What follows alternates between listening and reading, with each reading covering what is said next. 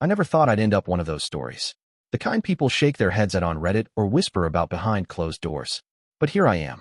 I'm 32, born and raised in Oregon. I've been with Rachel for just under 3 years.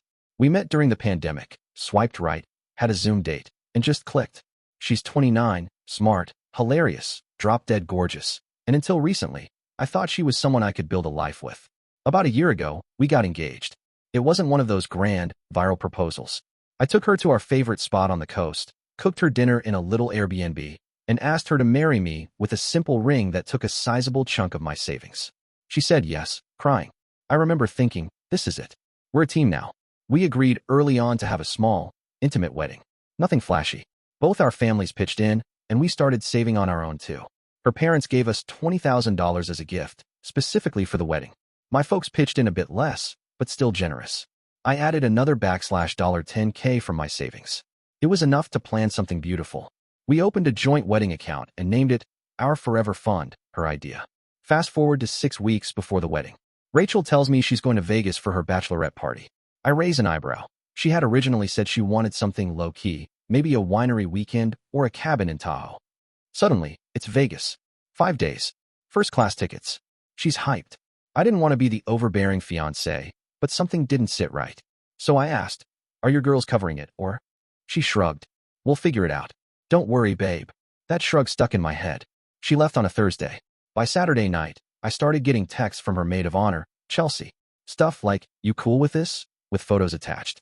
One had Rachel drinking champagne in a suite with bride squad girls all around, stacks of cash on a blackjack table. Another was her on stage at a club, body pressed against some guy, while the girls cheered. I felt like someone gut punched me. I didn't even respond to Chelsea.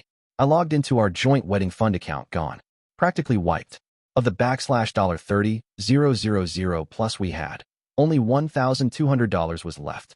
I waited. She texted me Sunday. Rachel, OMG, this trip is wild, LOL.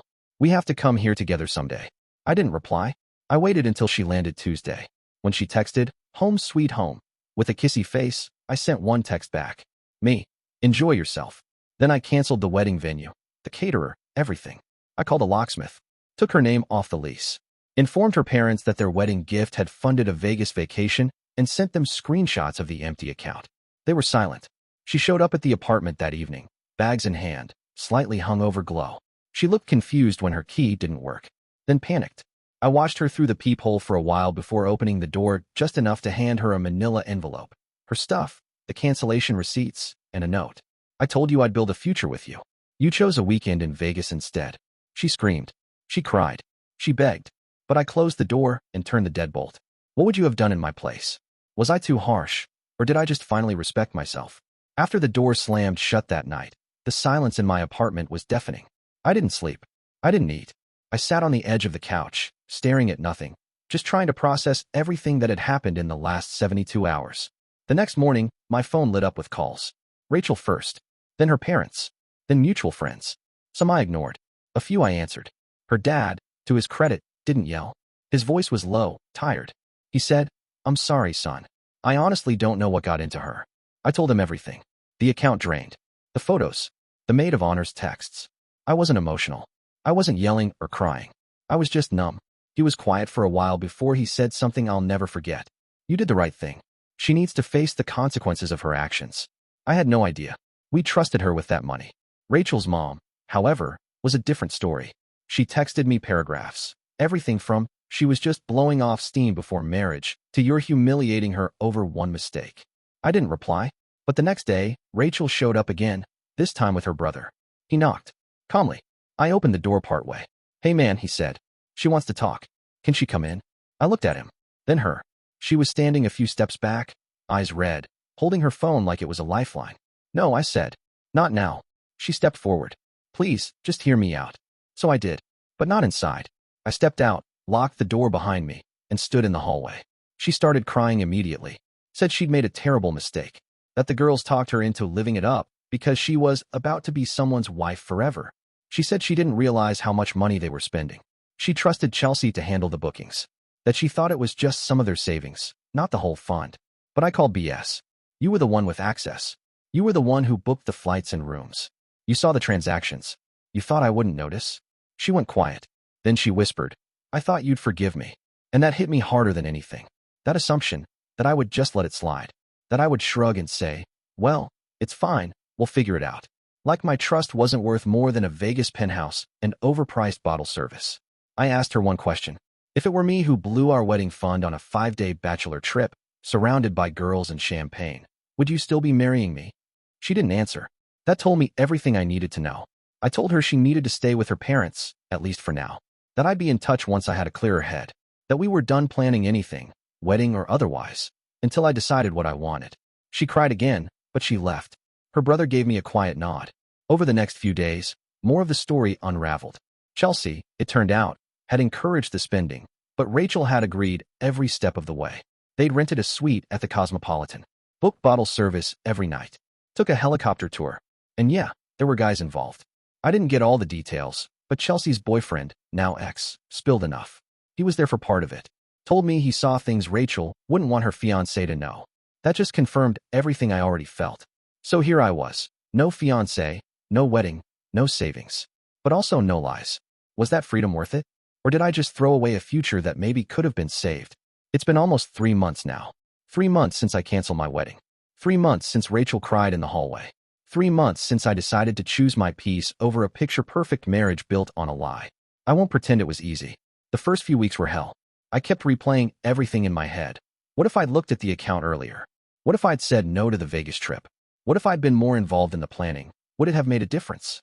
But every what if just led me back to one truth. Trust doesn't get accidentally broken. It gets chipped away, one selfish decision at a time. Rachel reached out a few more times. Long messages. Short ones. A voice note where she was sobbing so hard I could barely make out the words. Eventually, I stopped opening them. She also tried damage control with mutual friends. Told them it was just a financial mistake and that I overreacted. A few of those friends reached out, curious about my side. Once I told them about the full fund being drained and the Vegas photos, most of them went quiet. Some apologized. Some distanced themselves from Rachel entirely. Her parents? Her dad and I still speak, weirdly enough. He called me last week and said, "You handled it with more maturity than most would. I'm sorry we didn't raise her better." That shook me. Not in a smug way, more like a gut punch. Because that wasn't a win. That was just sad. A man disappointed in his daughter. A father grappling with the gap between who he thought she was and who she turned out to be. As for Rachel, I heard she moved back in with her parents for a while. Her mom's been shielding her from reality, telling anyone who'll listen that he was never really in it for love. That's fine. I don't need to defend myself. But here's what I have done since. I reopened a savings account, solo this time. I reconnected with old friends I'd lost touch with during the relationship. I took a solo weekend trip to the coast, to the same spot where I proposed.